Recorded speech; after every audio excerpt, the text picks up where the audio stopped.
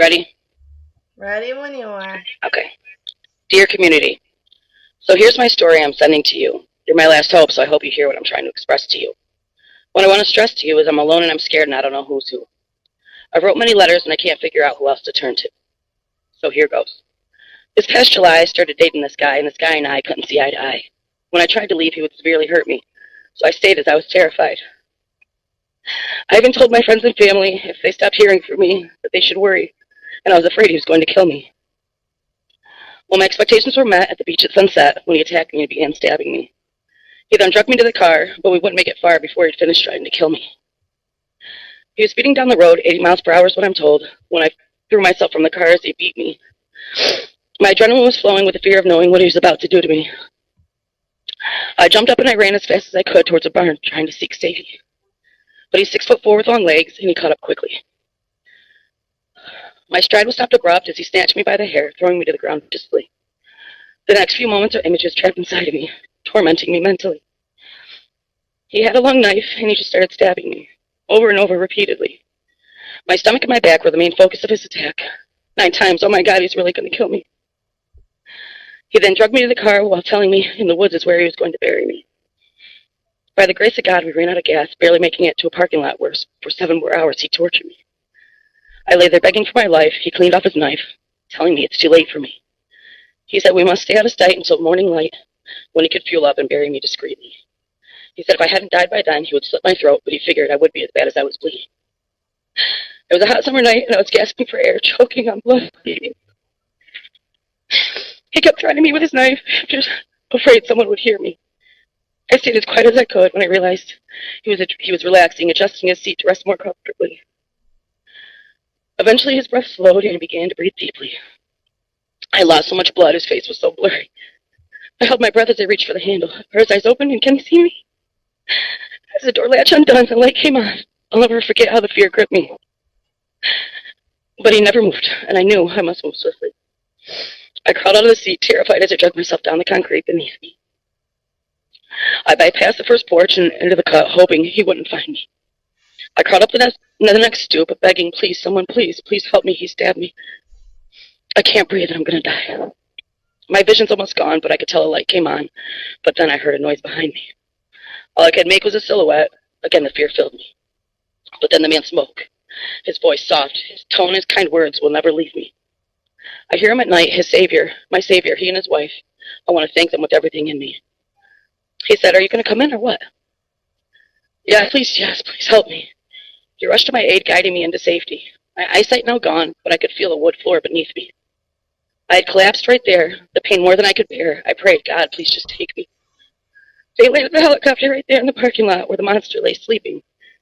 As we lifted off into the night is when I stopped breathing, the EMT responding quickly.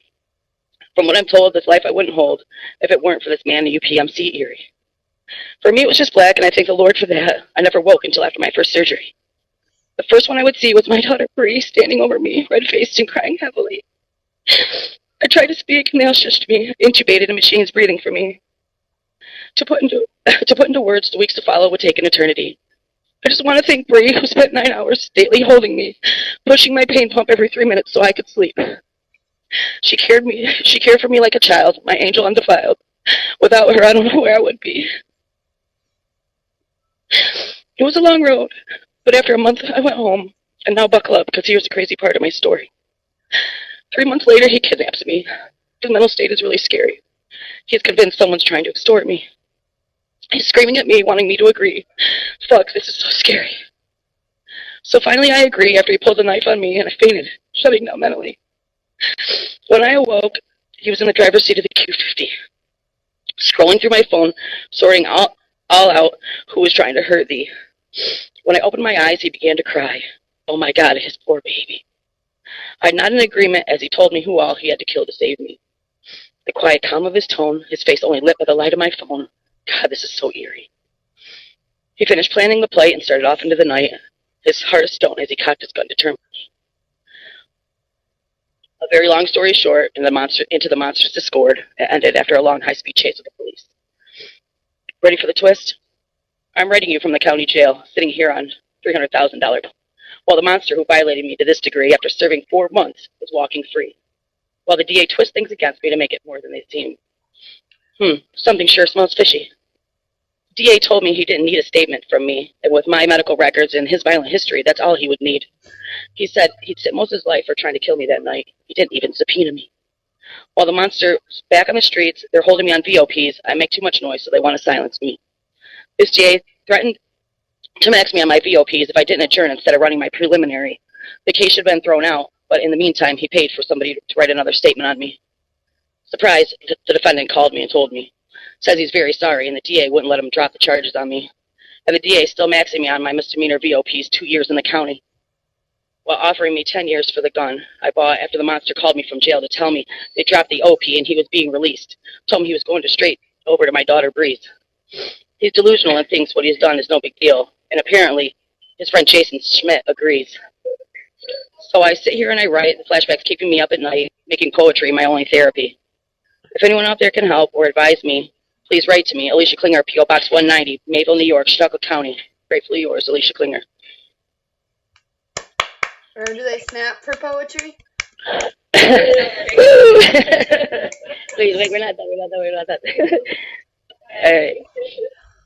Say hi, Loca. Come down here. This is my girl, Loca. This is my girl. We hang out and eat meals together every day.